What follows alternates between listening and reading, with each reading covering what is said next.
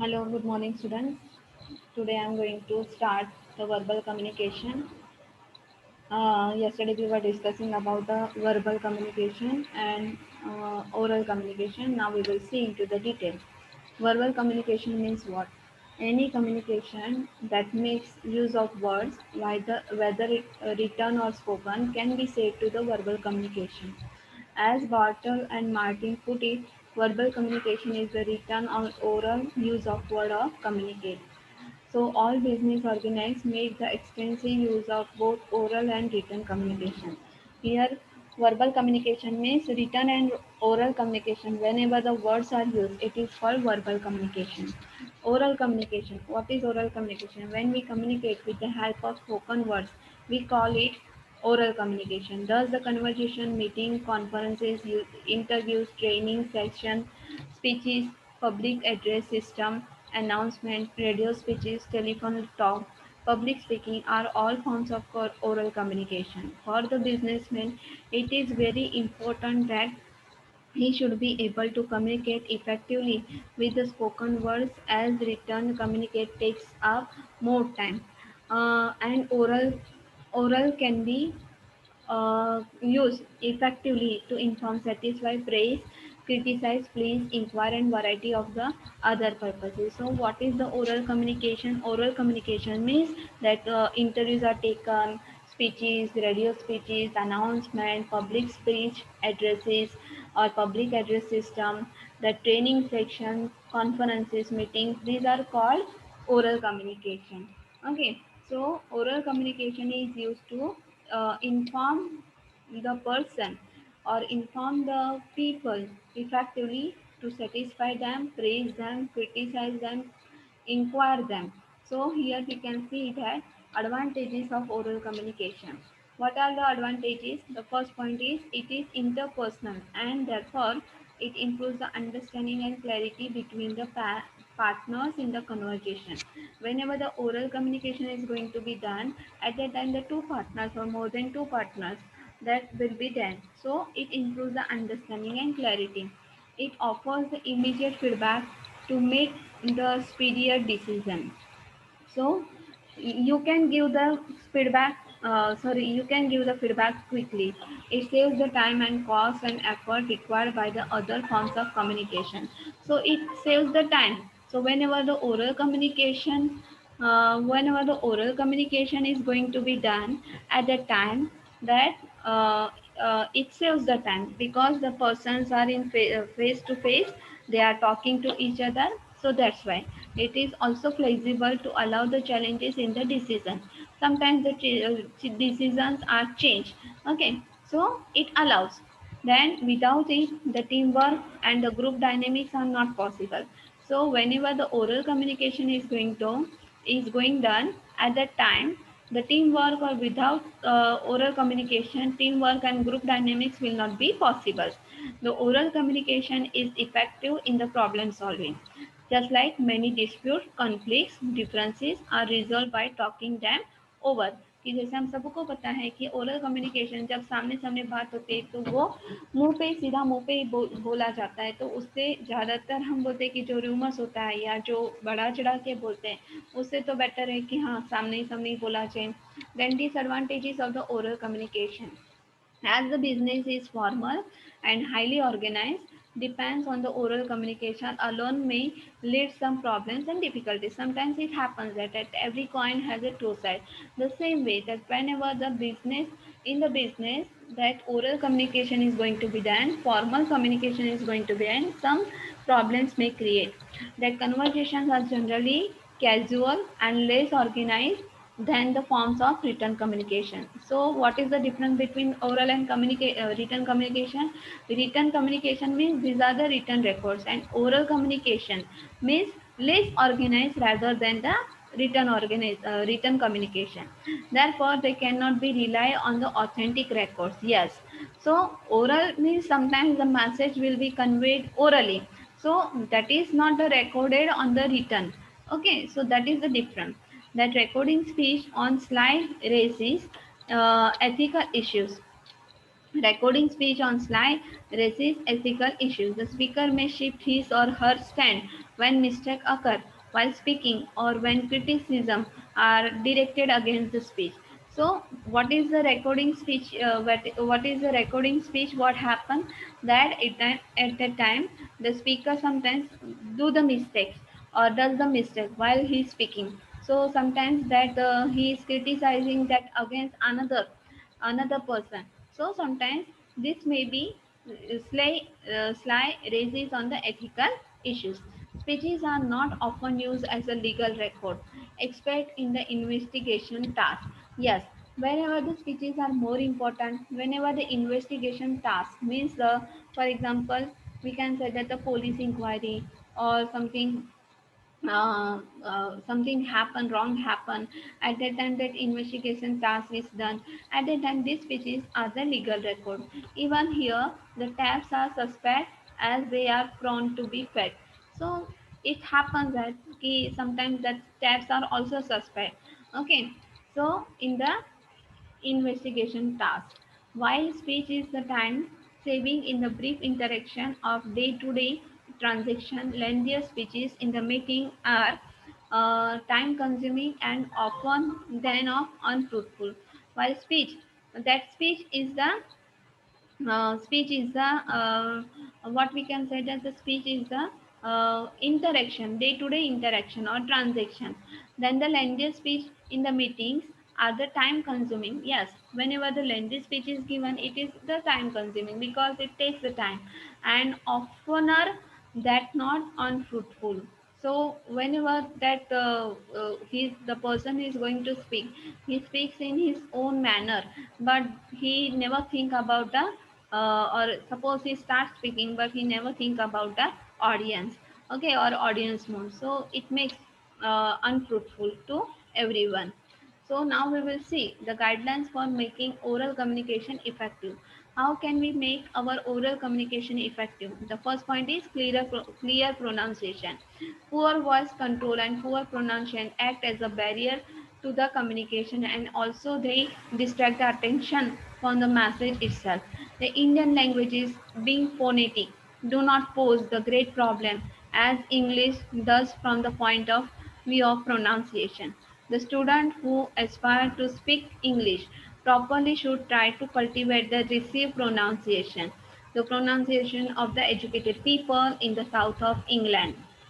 Okay, so whenever we are going to talk or whenever we are going to deal with oral communication, our pronunciation should be clear. Just for example, जैसे class में जैसे teacher आपको पढ़ाते हैं तो उनका जो हम बोलते हैं कि टीचर का जो प्रोनाउंसिएशन है वो क्लियर और क्लियर होना चाहिए. अगर आवाज़ धीमी होगी तो लास्ट तक जो बच्चा बैठा है उसका उसकी तक आवाज़ नहीं जाएगी, तो ये बैरियर आ जाता है.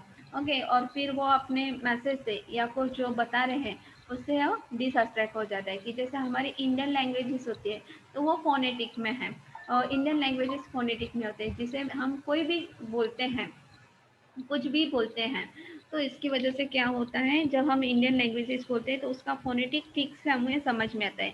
लेकिन जब हम इंग्लिश सीखना चाहते हैं, इंग्लिश बोलना चाहते हैं तो हमें उसका प्रोनाउंसिएशन किस तरह है, वो किस तरह से बोला जाता है उसके लिए हमें थोड़ा सा ध्यान देना पड़ता है. Then clarity and precision. The person who speaks must have a good vocabulary at his disposal and should be convey the message without confusion of the meaning. Yes, whenever the person start to speak, he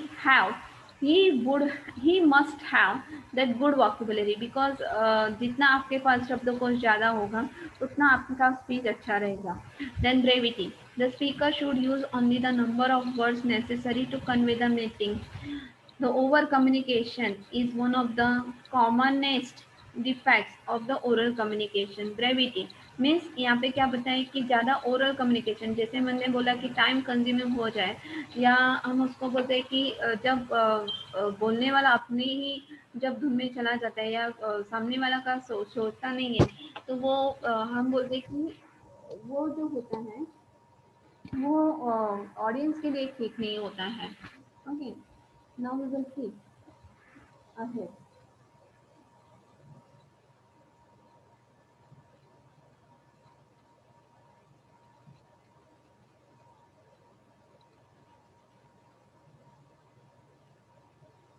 and should guard it again. For example, while making a speech, it is difficult to hold the attention of the audience after half an hour, and unless the speaker knows how to make his speech brief, and he will only succeed in the boring his audience. तो ये हमको generally पता है कि जैसे सभी जब बोलने आते हैं, नेता लोग हो या कोई भी, जब क्लास स्कूल में स्पीचेस वगैरह होते हैं तो इनिशियली हमको अच्छा लगता है, लेकिन जितना ज़्यादा टाइम जाता है वहाँ पे हम ऑडियंस को वो क्या कर देते हैं, बोर कर देते हैं। तो जो स्पीकर होते हैं तो उनको ख्याल आना चाहिए कि कम से कम अपना स्पीच ब्रीफ कर दें। The proper tone, not only the words but the feeling with which you say them affect the person who is listening. If you are salesman, you should not sound bored. You should not sound bored to your customer. If you are dealing with the other businessman or the customer, it would never do to the sound bad temper. And if you are supervisor, you should avoid sounding conceited to your subordinate. तो यहाँ पे tone का बहुत important है कि जैसे हम भी कोई भी बात बोलते हैं तो उसके लिए सामने वाला सुन रहा है तो उसके साथ वो फीलिंग्स भी होना ज़रूरी है। कि फॉर एग्जाम्पल आपको दिया है कि सेल्समैन है तो उसका सेल्समैन का बोलना इतना अच्छा होना चाहिए, उसका टोन इतना अच्छा होना चाहिए कि उसको कस्टमर अट्रैक्ट होना चाहिए। कि शायद वो फॉर एग्जाम्पल वो किसी बिजनेसमैन के साथ या कस्टमर के साथ जब भी वो बात करता है तो उसका बैड टेम्पर नहीं होना चाहिए, दो he has any problem. Okay, कि फॉर एग्जांपल मैं आपको ये बहुत बार एग्जांपल दे चुकी कि जो शॉपकीपर होते हैं अगर ठीक से बात नहीं किया तो कोई कस्टमर आने वाला नहीं है। ओके, दूसरा है if you are supervisor you should avoid sounding consisted to your subordinate. कि आप सुपरवाइजर है तो आप चिल्ला चिल्ला के वहाँ पे नहीं बोल सकते अपने सबॉर्डिनेट के साथ। ओके, कि फॉर एग्जांपल कोई सुपरवाइज़र क्लास में सुपरविज़न करने के लिए गया है और कोई बच्चा कॉपी कर रहा है तो उस पर ज़्यादा जिस तरह से बोलना चाहिए, जैसे क्लास में नॉर्मल क्लास में बोला जाता है वैसे वो उसके साथ उस टाइम नहीं बोल सकते। Okay, then next point is correct pitch. The pitch is mean the way in which your voice moves up and down. कि जैसे हम बोलते हैं तो हमारा जो वॉइस होता है मूव्स अप एंड डाउन होता है, कभी ऊपर होता है कभी नीचे। To hold the attention of your listener the pitch must change from time to time or else you will sound monotonous and boring. कि कभी कभी ऐसा हो जाता है कि आपका साउंड ऊपर नीचे होने की वजह से वो क्या हो जाता है, ऑडियंस बोर हो जाता है। तो फॉर एग्जांपल जैसे हम कोई भी स्पीच बोलते हैं या स्पीच में कभी कभी बीच बीच में चुटकुला भी सुना देते हैं या कोई लोग। ओके, तो वो क्यों जरूरी है, क्योंकि वो रिफ्रेशमेंट के लिए जरूरी है। क्योंकि कंटिन्यूस जैसे आप ही एक ही टॉपिक पे बात करते हैं तो सामने वाला ऑडियंस बोर हो जाता है। आगे का बात करते हैं राइट रजिस्टर।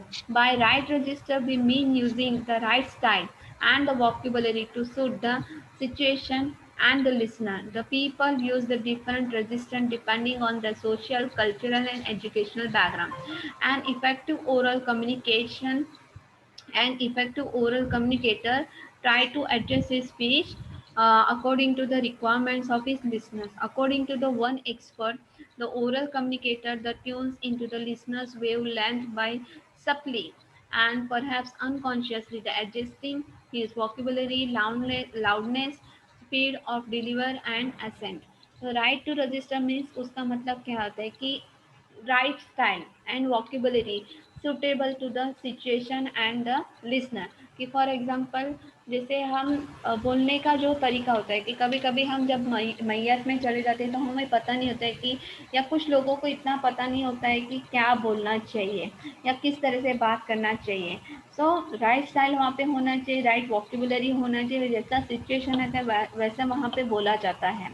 तो people use the different register depending on the social, culture and educational background। कि जैसे इंसान अपना हिसाब से अपना रजिस्टर स्टाइल हर जगह पे हर एक सिचुएशन पे अलग अलग होता है, उसी पे वो डिपेंड करता है कि उसका सोशल रजिस्टर है वो अलग है, उसका कल्चरल जो रजिस्टर है वो अलग है, उसका एजुकेशनल बैकग्राउंड है वो अलग है। ओके, देन आगे का देखते हैं the paralanguage. It is the type of non-verbal communication, but it is being mentioned under the head of oral communication, as it is the natural accompaniment of the spoken languages. It is not only what we say, but how we say it conveys the message. Yes, that para language is also one kind of the non-verbal communication. That what we say it is not important, but how we say it is more important. How we convey the message. Okay, for example, कि जैसे कि for example आपने तुरंत किसी को phone कर दिया, या फॉर एग्जांपल आपने अपने पापा को फ़ोन कर दिया कि जल्दी आ जाओ जल्दी आ जाओ, आधी अधूरी बात बता दी, आधी बात बता दी, अधूरी बात बता दी, तो वो टेंशन टेंशन में आपके घर या आपके पास आ जाएंगे। लेकिन सब बात पता चलने पर उनको ऐसा होगा कि नहीं, कुछ बात में तो दम ही नहीं था। So that is more important कि व्हाट यू से। अगर कोई प्रॉब्लम क्रिएट हो गई है तो उसको सॉल्व करने के लिए उसका जो बोलने का तरीका है वो भी सही होना चाहिए। When we use the words orally, we shouting them, saying them with the musical lilt, cawing them or barking them, or merely using the non-committal tones. So these are the forms of speaking, or these are the forms of verbal communication कि कैसे हम किस तरह से उसको बोलते हैं, चिल्ला के बोलते हैं, या हम उसको ताना मार के बोलते हैं, या उसको पॉइंट आउट करके बोलते हैं, या उस पे भौंक रहे हैं और जोर से चिल्ला के बोलते हैं, या non committal tone non committal tone, या उसको किस तरह से हम बोलते हैं, the pitch volume accent and speed with which we utter the words. We also send out the message about our moods and intention. कि कभी कभी जैसे हमारे मुंह में से निकले हुए शब्द हमारे मूड और अपने इंटेंशन से भी जुड़े हुए, कभी कभी हमारे इंटेंशन से जुड़े हुए होते हैं। कि फॉर एग्जांपल हमारा मूड नहीं है तो हम जब किसी के साथ बात करना नहीं पसंद करते, लेकिन हमारा इंटेंशन क्या था, उसे बात करना है, लेकिन अभी उसके साथ हम बात नहीं कर सकते। ओके, आगे का पॉइंट देखते हैं, return communication. Like oral communication, the return communication is the type of verbal communication. कि वर्बल कम्युनिकेशन में आप देख चुके हैं कि दो टाइप के, एक ओरल होता है, एक रिटर्न होता है। Writing is the expression of the human language by means of visible sign. Hence, the arithmetic fingers and words formed with the help of the alphabet, both writing. It can also be added that in most languages, whatever can be represented by the language can also be put into the writing. तो यहाँ पे आपको क्या बताया गया है कि जैसे अल्फ़ाबेट या अरिथमेटिक हम लैंग्वेज या फिगर्स हम इस्तेमाल करते हैं, उसमें अल्फ़ाबेट का इस्तेमाल किया गया है, तो वो भी एक रिटर्न रिकॉर्ड है या रिटर्न कम्युनिकेशन है। लेकिन उसके लिए हम बहुत सारी लैंग्वेजेस उसमें इस्तेमाल करते हैं कि हम अपना कुछ डाल के उसमें अपना लैंग्वेज उसमें कंप्लीट करते हैं। Before modern electronic gadgets were inverted, the letter writing was consider only the reliable means of communication. कि कुछ साल पहले आपको शायद याद होगा कि हमारे यहाँ पे कुछ साल पहले जब इलेक्ट्रॉनिक गैजेट्स नहीं थे, तो उसके पहले लेटर राइटिंग, हम एक दूसरे को खत लिखते थे। So for a long time the business world it was believe that the sending letters and memoranda memoranda and notices was only the proper way for business to communicate। तो उसकी वजह से बिजनेसमैन को ऐसा लगता था कि जब हम बिजनेस डील करते हैं तो सबसे सही तरीका होता है कि नोटिस निकाला जाता है, फिर मेमोरेंडा निकाला जाता है, या मीन्स रिटर्न रिकॉर्ड कोई भी इस्तेमाल जब किया जाता है, सेंडिंग लेटर्स उसको भेजा जाता है। तो उसकी वजह से क्या होता है कि हम एक सही तरीका कि हाँ अभी ये सही तरीके से हमें उसको इस्तेमाल करना है, तो वो उसके लिए भेजा जाता है। Okay, today the modern businessman realises the advantages of using telephone, internet, intercoms, telex, radios, faxes, emails, and emails. But for obvious reason, the importance of the business letter has not been greatly reduced.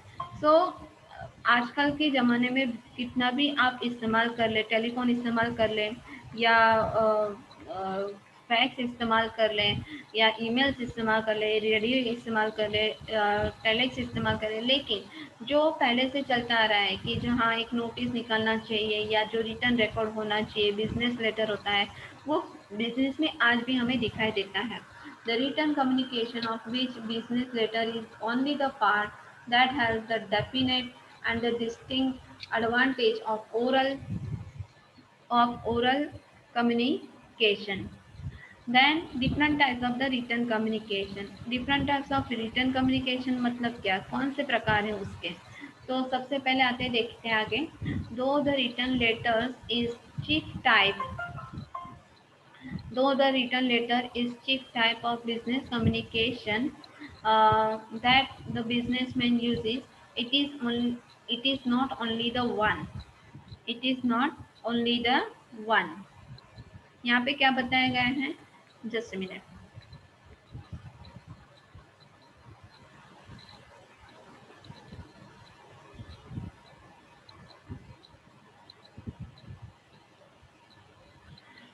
Though the writing letters is the chief type of business communication that businessman uses, it is not only the one.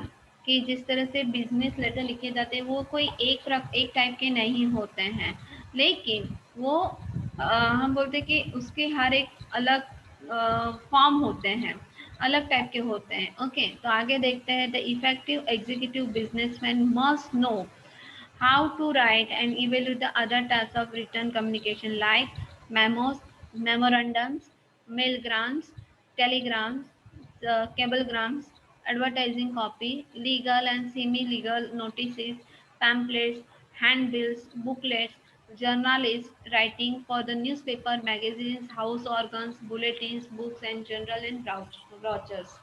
Okay, तो written communication के types कौन से हैं, तो उसमें सबसे पहले memos में कभी किसी व्यक्ति को नोटिस दिया जाता है या कोई काम ठीक नहीं किया जाता है तो उसको हम निकाल देते हैं, उसको दिया जाता है मेमो दिया जाता है. मेमोरेंडम्स, उसको हम बोलते हैं मेमोरेंडम. देन मेलग्राम्स, जैसे आपको पता है जीमेल वगैरह, मेलग्राम्स, टेलीग्राम्स होता है, केबलग्राम्स होता है. Then advertising copy and legal and semi legal notice, legal notice भेजा जाता है, पैम्पलेट्स भेजा जाता है, हैंडबिल भेजा जाता है, बुकलेट्स होता है, journalist writing just like newspaper, magazine, house organs and bulletins and books and journals and brochures. These are the types of written communication. आगे देखते हैं.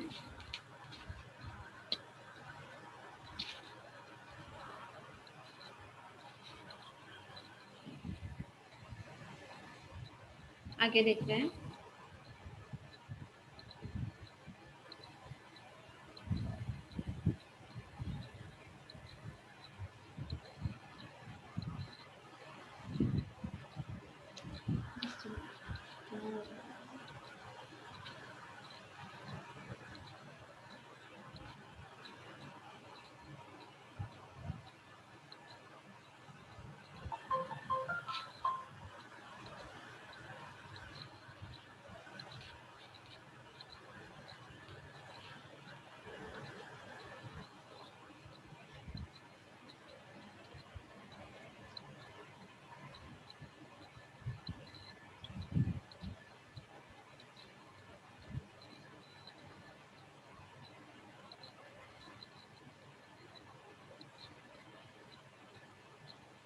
ओके, यहाँ पे आपको शायद ये स्लाइड दिखाई दे रही है, comparison between oral communication and written.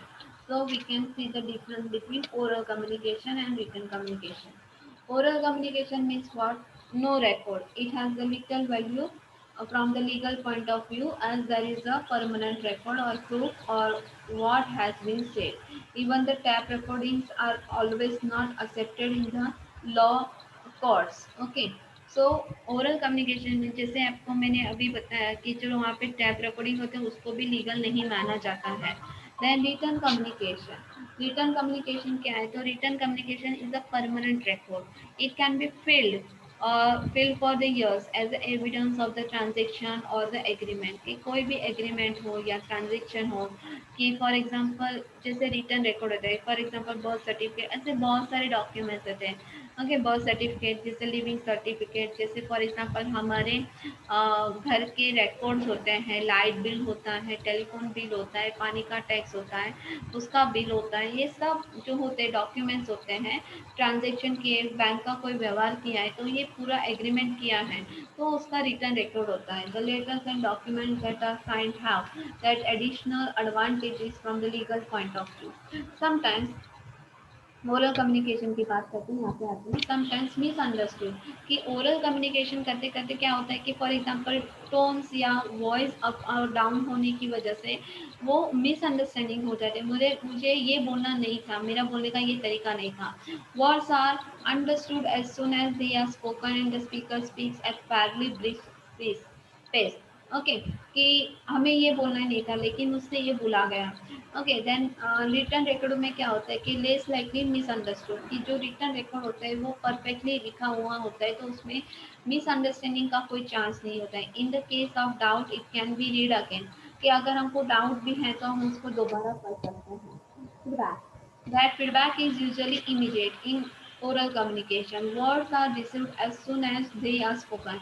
जैसे हम बोलते हैं एक्शन रिएक्शन होता है, जैसे आप वर्ड्स बोलेंगे वैसे सामने से वर्ड्स आपके लिए आएंगे, तो फीडबैक जल्दी से मिल जाता है। The receiver of the message can immediately give his reaction and responses. यहाँ पे feedback is very slow as in the case of letter which may be relied or replied after so many days, कि जैसे पहले हम खत लिखते थे, for example खत का इस्तेमाल किया जाता था, तो लेटर्स लिखने के बाद या उसको पहुंचने के बाद उसके बाद जो लेटर्स वो लिखते थे उसको रिसीव करने में थोड़ा सा देर लग जाता था। तो that is the thing. Then quick, oral communication is the quick and the words are spoken at the brisk pace, कि जिस तरह से वर्ड्स बोले जाते हैं कि जल्दी जल्दी आपने जो बोला उसका सामना जल्दी से जल्दी उसको आपको दिया जाएगा। देन रिटर्न कम्युनिकेशन में क्या होता है, वो स्लो होता है, टाइम कंज्यूमिंग। जैसे हम फॉर एग्जांपल जैसे बोलते हैं, जितना स्पीड से बोलते हैं उतना ज़्यादा स्पीड से नहीं लिख सकते, कि फॉर एग्जांपल जैसे आप स्पीड आपका लिखने का स्पीड उतना ज़्यादा हो तो आपके लिए अच्छी बात है, लेकिन वो टाइम कंज्यूमिंग होता है। Takes time to read and more time to write. And informal makes for friendly communication and always conveys the feelings of the speaker, कि जब हम ओरल कम्युनिकेशन करते हैं, इनफॉर्मल कम्युनिकेशन होता है तो वहाँ पे फीलिंग्स जो मैसेज होता है वो स्पीकर का पहुंच जाता है। यहाँ पे रिटर्न रिकॉर्ड में क्या होता है, वो फॉर्मल होता है, टेंस टू बी रिजिड, यहाँ पे ऐसा ही लिखा गया उसको आपको एक्सेप्ट करना है। Okay, for example can be use effectively while communicating with semi literate and illiterate workers. तो ओरल कम्युनिकेशन हम लिटरेट पीपल के साथ भी, सेमी लिटरेट में ज़्यादा वो पढ़े बड़े नहीं है लेकिन उसके साथ भी कर सकते हैं, और इलिटरेट वर्कर्स के साथ भी हम ओरल कम्युनिकेशन कर सकते हैं। यहाँ पे रिटर्न रिकॉर्ड में क्या होता है, रिटर्न कम्युनिकेशन में क्या होता है, can reach only the literate in the countries with the poor literacy rate like India, written communication can only be of limited use. तो जब हम लिटरेट पीपल की बात करते हैं, रिटर्न कम्युनिकेशन की बात करते हैं, तो उसका ज़्यादातर इंडिया में ये बहुत ही उसका कम इस्तेमाल या लिमिटेड इस्तेमाल किया जाता है, क्योंकि हमारे इंडिया में इलिटरेसी ज़्यादा है। ओके, तो कुछ लोगों के लिए आपने कितना भी अच्छा लिखा, गीता कुरान कुछ भी हो, लेकिन उनके लिए काला अक्षर भैंस बरोबर होता है। तो वैसे ही है कि जैसे बोला जाता है। ओके, आगे का बात करते हैं। Then tends to be casual and use of collo colloquialisms and slang expression tends to be casual, कि जब हम oral communication करते हैं तो oral communication में कैजुअल बातें होती है, use of colloquialisms and slang expression, कि एक्सप्रेशन सामने दिखाई देता है कि किस तरह से आप एक्सप्रेशन दे रहे हैं। ओके, और रिटर्न रिकॉर्ड में क्या होता है, वो एक्यूरेट होता है। Then communication is usually person to person, except when the loudspeakers are used to address the large gathering. Okay, तो जब हम कम्युनिकेशन करते हैं, ओरल कम्युनिकेशन करते हैं तो जब तो वो पर्सन टू पर्सन होता है, लेकिन जब हम लाउड स्पीकर्स आर यूज, कि लाउड स्पीकर को वहाँ पे लगाया जाता है कि ओरल कम्युनिकेशन, कि फॉर एग्जांपल कोई मैसेज कन्वे करना है तो माइक में बोला जाता है, तो वो एड्रेस या मीन्स वहाँ पे आपको इकट्ठा होना ऐसा बताया जाता है। ओके, देन आगे देखते हैं, इंफॉर्मेशन कैन बी डिसेमिनेटेड और circulated widely with the help of printing and duplicating machine. Yes, कि जो रिटर्न रिकॉर्ड होता है वो ज़्यादातर प्रिंटिंग या प्रेस में होता है, प्रिंटिंग में होता है, तो उसका शायद उसका डुप्लीकेट जेरोक्स मशीन के अलावा भी उसका इस्तेमाल कर सकते हैं, वो प्रिंट ऑफ मिल जाता है। Okay, then base for briefly message or orders, not helpful for lengthy communication on an official and the legal nature, as something vital is likely to be missed out by the receiver of the message। यहाँ पे क्या बताया गया है कि हाँ, brief message होता है, वो ब्रीफ मैसेज है या ऑर्डर्स है तो उसके लिए ओरल कम्युनिकेशन ठीक है, लेकिन जब लेंदी कम्युनिकेशन की बात करते हैं, ऑफिशियली उसकी बात करते हैं, लीगल नेचर की बात करते हैं, तो ओरल कम्युनिकेशन वहाँ पे नहीं चलता। That message of the legal or financial nature are the best communicated in the writing as they can be understood clearly and recorded and the kept. तो उसकी वजह से जैसे हम प्रॉपर्टी डीलिंग की बात हो या प्रॉपर्टी किसी के नाम करवानी हो, फाइनेंशियल नेचर की बात हो या लीगल फॉर्म की बात हो, तो उसकी वजह से हम एक जो रिटर्न रिकॉर्ड होता है वो क्लियर होता है कि यहाँ पे ऐसा लिखा गया है, उसको रखा जाता है, सालों तक उसको संभाला जाता है। Okay, then not possible to pin point responsibility. Okay, यहाँ पे कोई रिस्पॉन्सिबिलिटी की जैसे आपको बात नहीं दिखा रही, तो not possible to pin point the responsibility, oral communication की बात। Then possible to fix responsibility, यहाँ पे रिटर्न रिकॉर्ड में फिक्स रिस्पॉन्सिबिलिटी दिखा देती है, जैसे रिकॉर्ड होते हैं। ओके, वैसे दूसरा है मोर लाइकली टू चेंज, और यहाँ पे होता है less subject to change, and people can not certain people cannot retain oral message for a long time. Even in the process of receiving the message, only half of it might be understood, and less than half of it is like to be retained or remembered. तो जब oral communication होता है, जब receive करते हैं message कि उसका तो ज़्यादातर हमको ऐसा बोलते हैं कि फॉर एग्जांपल मुझे मुझे किस तरह बोलना था, आपने किस तरह से समझा, वो आप पे डिपेंड करता है कि ज़्यादातर आजकल लोगों का जो इंटरप्रिटेशन होता है कि बाबा सामने वाला कुछ बोल रहा है लेकिन उसका इंटरप्रिटेशन वो अपने हिसाब से ही निकालते हैं। So it may be understood or sometimes it happen that likely to be written or remember, उनको कभी कभी आधा याद रहता है। यहाँ पे रिटर्न रिकॉर्ड में क्या होता है, तो कैन बी अंडरस्टूड बेटर, कि जितना अच्छी तरीके से लिखा हुआ है उतना ज़्यादा जल्दी समझ में आता है।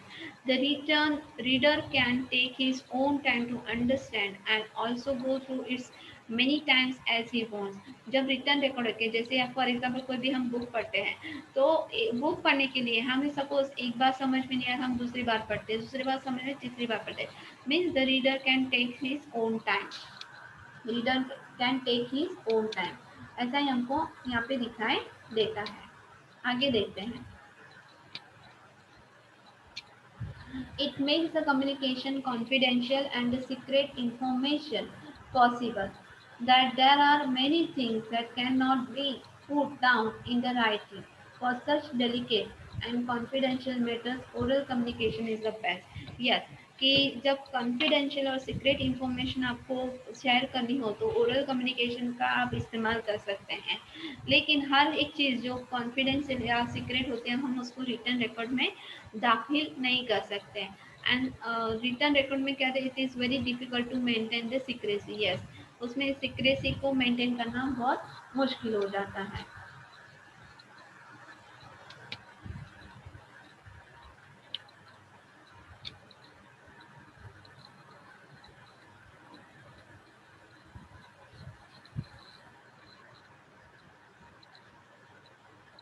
आगे का पॉइंट देखते हैं यहाँ पे,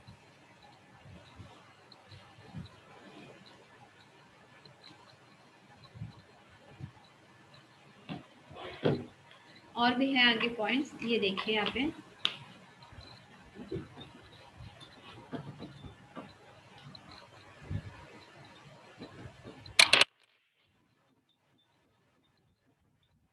best for the brief message and orders and not help, वही बात यहाँ पे दोहराई गई है, लेकिन आगे का पॉइंट देखते हैं हम लोग, कुछ चेंज। आगे देखते हैं नॉन वर्बल कम्युनिकेशन। अभी तक हमने ओरल कम्युनिकेशन और रिटन कम्युनिकेशन का डिफरेंस हमने देखा। अभी हम देखते हैं नॉन वर्बल कम्युनिकेशन मतलब क्या है। Non verbal communication, our five senses enable us to receive the verbal and non-verbal communication. While driving on highway, our sense of smell tells us whether we have just passed the chemical or biscuit factory. In much the same way, we touch the people to restrain them, warn them, and nudge them into the silence. That non-verbal communication is not therefore necessarily silent. It can be heard, tasted, and smelled and felt. तो यहाँ पे क्या होता है कि non verbal communication किस तरह से जैसे बताया जाता है कि फॉर एग्जांपल हमारे फाइव सेंसेस हैं। ओके,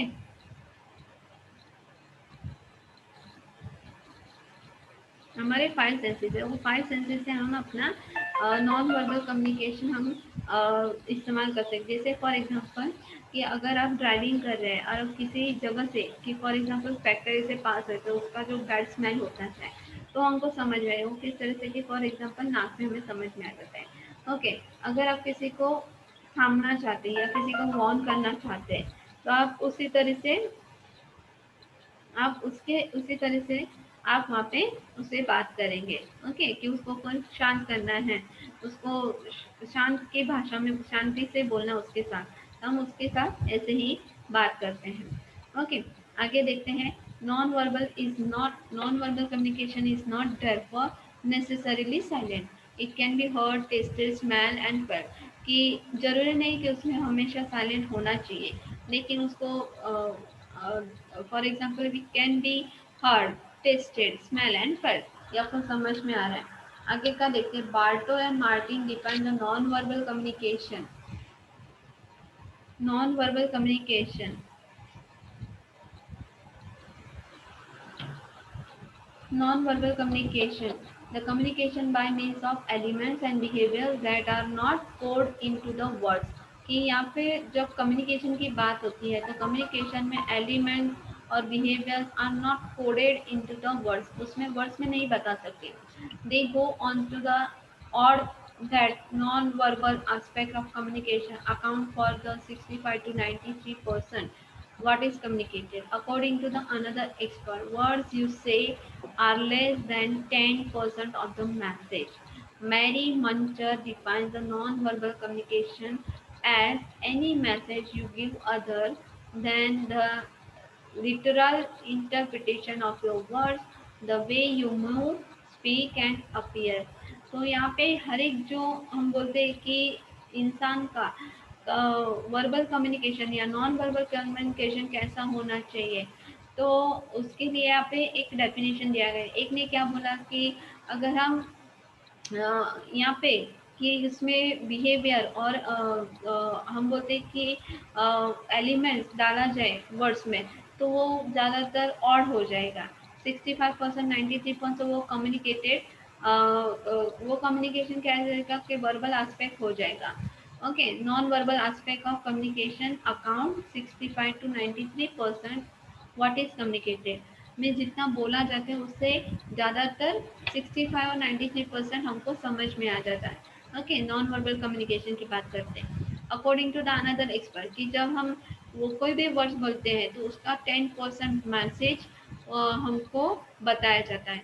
मेरी मेंटर डिफेंस है नॉन वर्बल कम्युनिकेशन क्या कैसा होना चाहिए, तो उसमें literal interpretation of your words कि उसमें वर्ड्स ठीक से होने चाहिए और आप जिस तरह से बोलते हैं, जिस तरह से बात करते हैं, आप जिस तरह से आप अपीयर होते हैं और किस तरह से आप मूव होते हैं, आपका बॉडी लैंग्वेज वो इम्पोर्टेंट है। Then Peter Drucker says the most important thing in the communication is to hear what isn't being said। अभी पीटर ड्रकर से क्या करते हैं, वो क्या बोल रहे हैं कि जो बोला नहीं जाता उसको सुनने की कोशिश करें। यस, खामोशी, जैसे फॉर एग्जांपल हम बोलते हैं ना खामोशी में बहुत कुछ दिल में छुपा रहता है, लेकिन हम कुछ लोगों के साथ हम खामोश होते हैं, लोगों के साथ हम बोलना पसंद नहीं करते, तो वो जो वर्ड्स बोला नहीं जाता है उसको सुनने की कोशिश करें। Okay, the way we move our bodies change the expression on our faces, gesticulate and even the way in which we pose give the definite message to the other people. तो उसके बाद क्या होता है कि आप जितना